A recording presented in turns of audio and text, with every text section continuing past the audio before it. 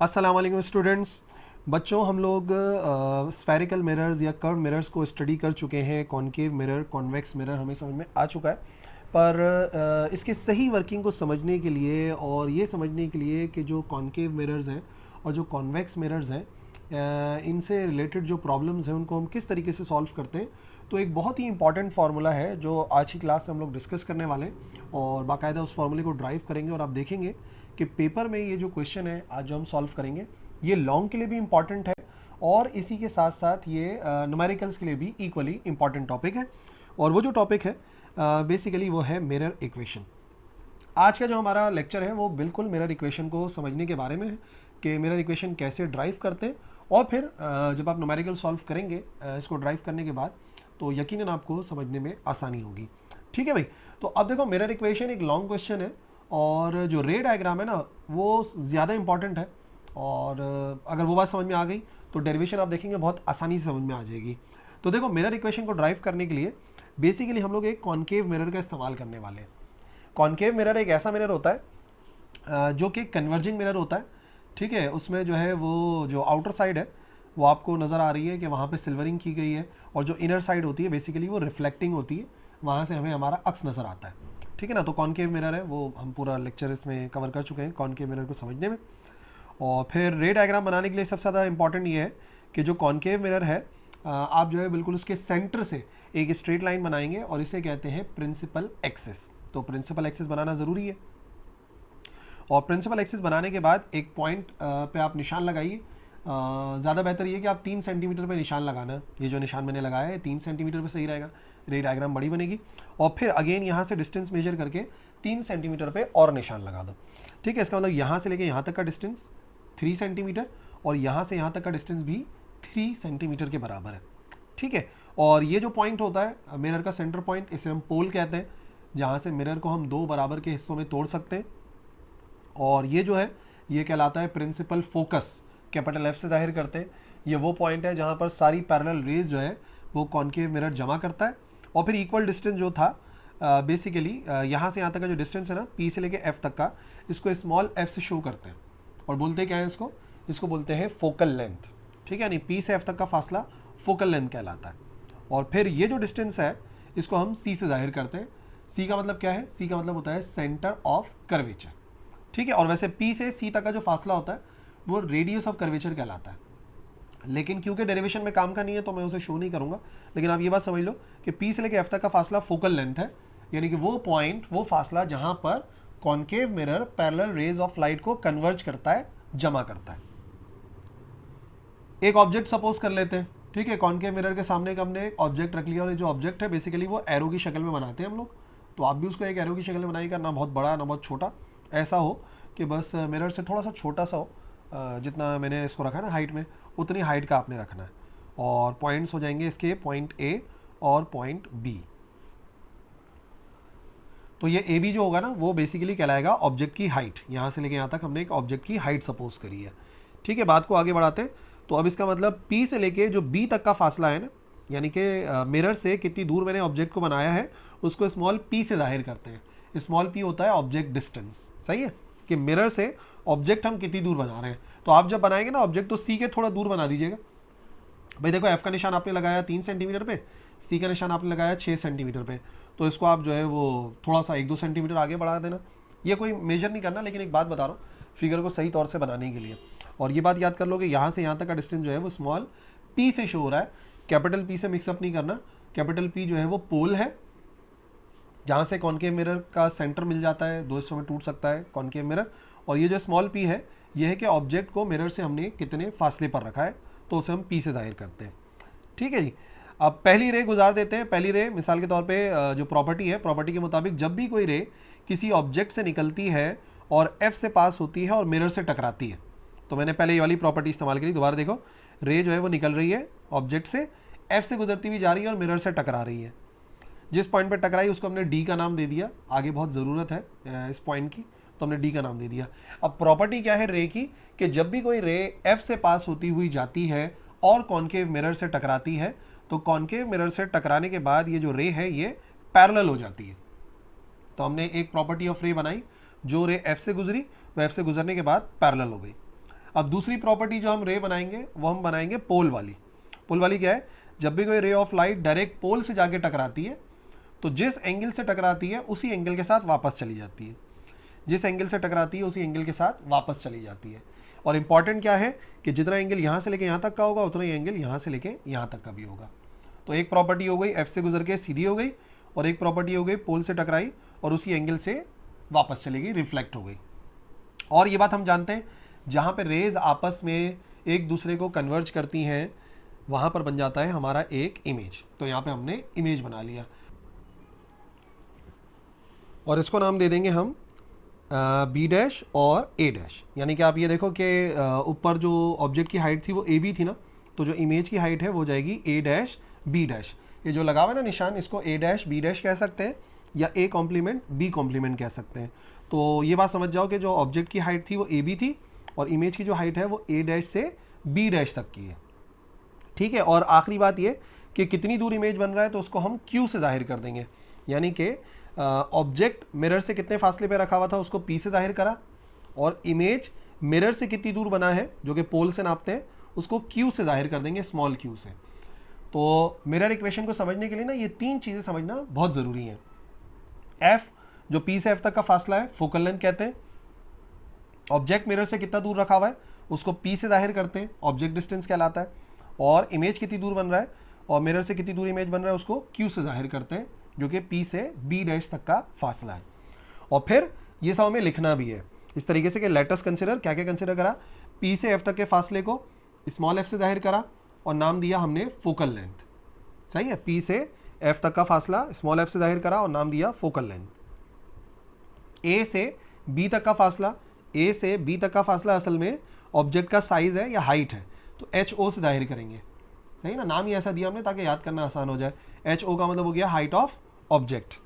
इसके बाद ए डैश से बी डैश तक, ए डैश से बी डैश तक हाइट ऑफ इमेज है और जाहिर करेंगे इसको एच आई से। अपनी डेरिवेशन में इसको हम एच आई से जाहिर करेंगे। इसके बाद पी से बी, यानी कि पी से बी ये है स्मॉल पी के बराबर, यानी कि ऑब्जेक्ट मिरर से कितना दूर रखा हुआ है ये वो चीज़ है। तो पी से बी स्मॉल पी से जाहिर करते हैं, ये होता है ऑब्जेक्ट डिस्टेंस। और आखिर में इमेज कितनी दूर बन रहा है क्यू से जाहिर करते हैं और वो होता है पी से बी डैश तक का फासला। पी से बी डैश तक का जो फासला है उसको हम जाहिर करते हैं स्मॉल क्यू से। तो ये सारी बातें जो है ना हमारी कंसिडरेशन के अंदर शामिल है। और रे डायग्राम के मार्क्स होते हैं तो रे डायग्राम आपने बड़े ध्यान से बनानी है। तो मैंने आपको एक एक चीज़ बाकायदा बताई कि कितनी मेजरमेंट की आप बनाएंगे तो क्लियर पिक्चर नज़र आ जाएगी ना अगर डेरिवेशन में, तो आप देखेंगे मार्क्स भी जो है ना फुल मिलेंगे इसके अंदर इंशाल्लाह। ठीक है जी, स्टार्ट करते हैं अब मिरर इक्वेशन को कैसे ड्राइव करना है। सबसे पहली बात यह है कि मिरर इक्वेशन को ड्राइव करने के लिए ना आपको एक थ्योरम पता होना चाहिए, यानी कि एक तरीके का ज्योमेट्रिकल थ्योरम है, एक स्टेटमेंट है, क्योंकि उसी से जो है वो हमारी डेरिवेशन है। और ये जो थ्योरम है ना, जो रेशो होता है between two respective sides of two similar triangle are always equal. Geometry ये कहती है कि अगर दो ट्राइंगल एक जैसे हैं, बराबर नहीं कह रहा मैं, अगर दो ट्राइंगल एक जैसे हैं तो उनकी एक जैसी साइड्स के दरमियान के रेशोज इक्वल आते हैं। अगर दो ट्राइंगल सिमिलर हैं तो उनकी एक जैसी साइड्स के दरमियान के जो रेशो होते हैं, रेशो का मतलब डिवाइड करना, वो हमेशा बराबर आता है। ठीक है, मैं आपको समझाता हूँ। अब आप इस रे डायग्राम को देखो, इसके अंदर आपको कोई ट्राइंगल नजर आ रहा है, गौर से देखो कितने ट्राइंगल नजर आ रहे हैं। अभी मैं उसको हाईलाइट करूंगा तो फिर आपने उस ट्राइंगल को ढूंढना है।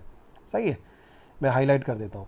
एक ट्राइंगल हो गया ए बी पी, सही है, मैंने येलो कलर से हाईलाइट कर दिया ए बी पी, नजर आ गया ट्राइंगल। ये कौन से टाइप का ट्राइंगल है पता है? इसे कहते हैं राइट एंगल्ड ट्राइंगल, क्योंकि इसका एक एंगल बराबर है 90 डिग्री के। ये कहलाता है राइट एंगल ट्राइंगल। तो एक मैंने ये वाला ट्राइंगल देख लिया, और फिर इसी के जैसा एक और भी ट्राइंगल है। मैं बराबर नहीं कह रहा, मैं कह रहा हूँ इसके जैसा एक और ट्राइंगल है, यानी कि एक और ट्राइंगल है जो कि है राइट एंगल ट्राइंगल।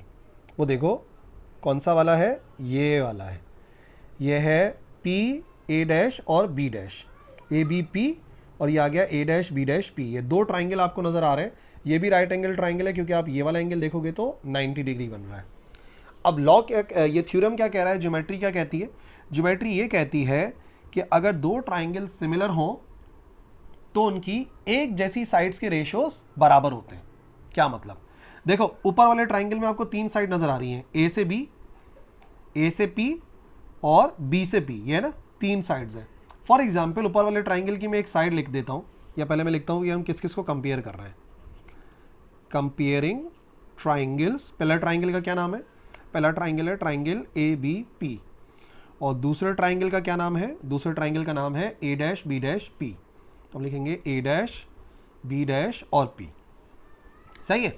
अब देखो ऊपर वाले ट्राइंगल की मैं ये वाली साइड लिखता हूं ए बी, ए से बी तक का डिस्टेंस। ओके, अब ये बताओ जरा, और रेशो मालूम कर रहा हूं, रेशो का मतलब डिवाइड करना। अब ये बताओ कि इस वाले ट्राइंगल की ए बी साइड नीचे वाले ट्राइंगल के कौन से साइड के जैसी है? सही है, ऊपर वाले ट्राइंगल की ए बी साइड नीचे वाले ट्राइंगल की कौन से साइड के जैसी है? तो अगर सवाल को सही तरह समझ गए तो यकीनन आपका जवाब रहा होगा ए डैश बी डैश की जैसी है। तो हम इनको आपस में रेशो में लिख देंगे। सही है, ए बी किससे कंपेयर हो सकती है? ए डैश बी डैश से, क्योंकि ये भी आपको वर्टिकल लाइन नजर आ रही है और ये भी कैसे नजर आ रही है? वर्टिकल। तो ए बी को कंपेयर करेंगे ए डैश बी डैश से। इक्वल लिखेंगे क्योंकि कह रहे हैं कि रेशोज इक्वल आते हैं। अब ऊपर वाले ट्राइंगल की मैं हॉरिजॉन्टल वाली साइड देख रहा हूं। हॉरिजॉन्टल वाली साइड कहां से कहां तक है? पी से बी तक। तो मैं इसको कर देता हूं पी से बी तक। अब ये बताओ ऊपर वाले ट्राइंगल की ये वाली जो साइड है वो नीचे वाले ट्राइंगल के कौन से साइड के जैसी है? कौन से? हॉरिजॉन्टल साइड के जैसी है। और वो कहां से कहां तक की हो गई? पी से लेके, ये बी डैश ही बोलो, सही है तो सही रहेगा, और ये ए डैश हो जाएगा। तो ये है पी से लेके बी डैश तक की, पी से लेके बी डैश तक की।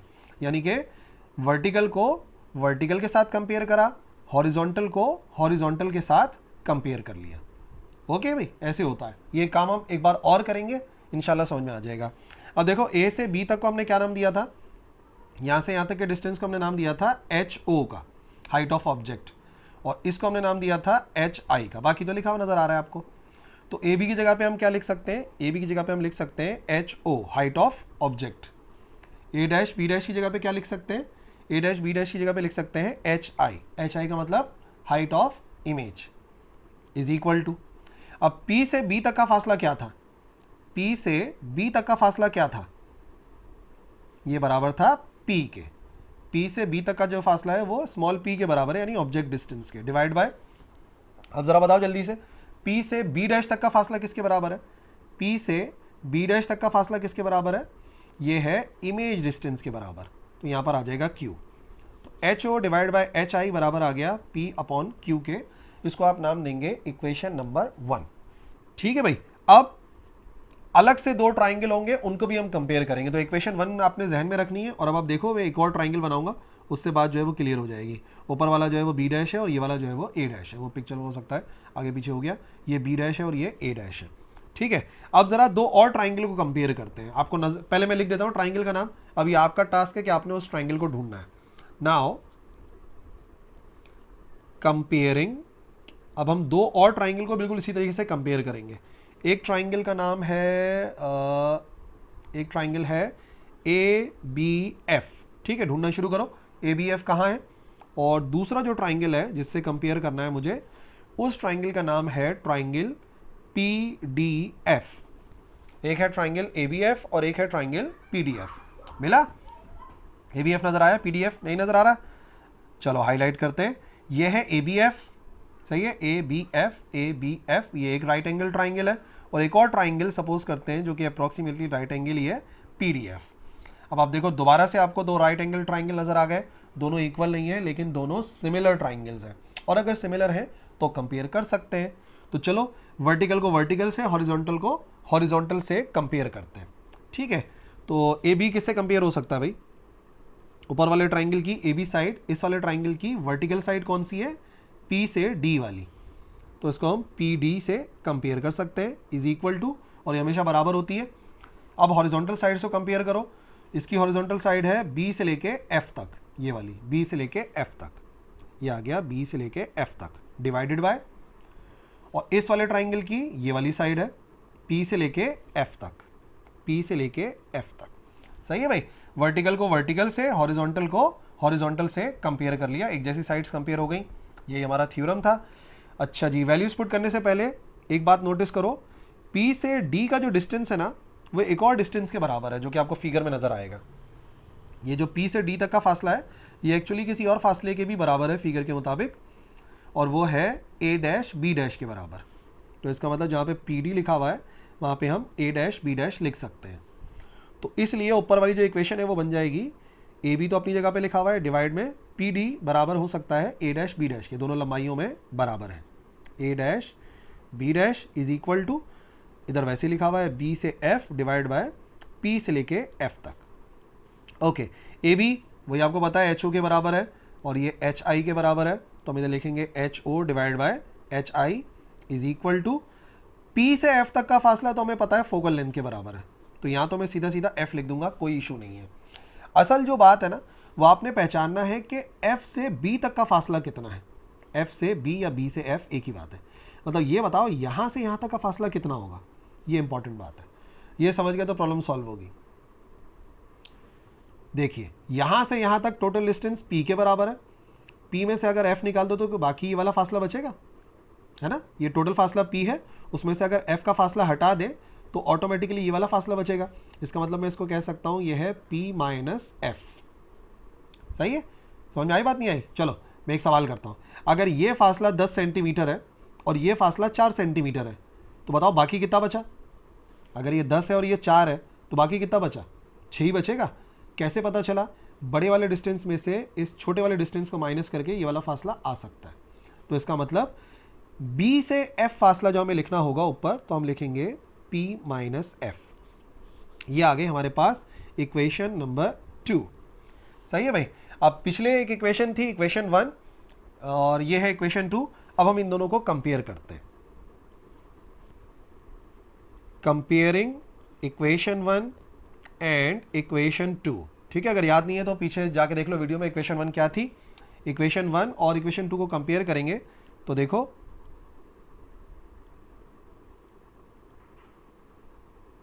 इक्वेशन 1 के लेफ्ट हैंड साइड पे लिखा हुआ है H O divide by H I और यहाँ पे लिखा हुआ है पी अपॉन क्यू, और उस वाली इक्वेशन में लिखा हुआ है H O divide by H I. तो दोनों की लेफ्ट हैंड साइड इक्वल है, इक्वेशन 1 की और इक्वेशन 2 की लेफ्ट हैंड साइड इक्वल है।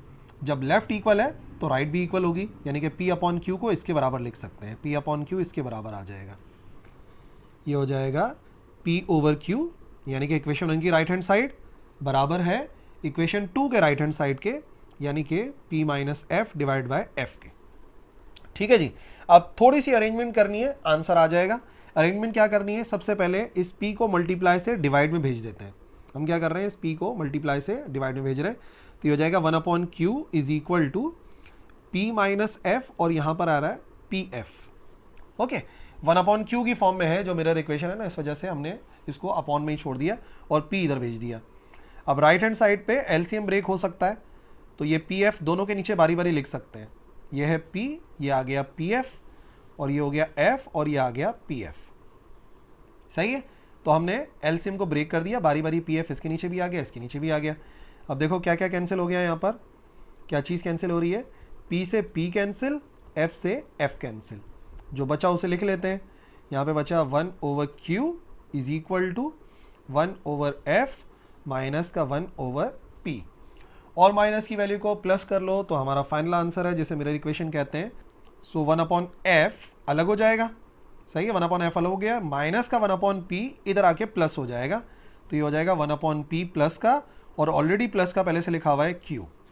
तो ये जो इक्वेशन आपके सामने लिखी हुई नजर आ रही है, इस इक्वेशन का नाम है मिरर इक्वेशन, और ये इक्वेशन हमें पेपर में ड्राइव करने के लिए कहा जाता है और रे डायग्राम की मदद से। तो हम रे डायग्राम बनाएंगे और इसी तरीके से ड्राइव करेंगे। 1 अपॉन एफ, एफ यानी कि फोकल लेंथ बराबर होता है 1 अपॉन पी, पी यानी कि object distance, plus 1 upon Q, Q यानी कि इमेज डिस्टेंस। तो ये वो फार्मूला है जिससे इस चैप्टर की जो प्रॉब्लम्स हैं, जो न्यूमेरिकल्स हैं, उनको हम लोग सॉल्व करते हैं। और ये है कि जब भी स्फेरिकल मिरर्स को बनाया जाता है, इस्तेमाल किया जाता है, सो इस इक्वेशन को लाजमी तौर पे इस्तेमाल किया जाता है। ठीक है जी। सो ये था आज का हमारा lecture about this derivation. I hope समझ में आ गई होगी। कोई सवाल है तो आप कमेंट सेक्शन में लिखिएगा, मैं ज़रूर रिप्लाई करूँगा। ऑल द बेस्ट, अल्लाह हाफिज़।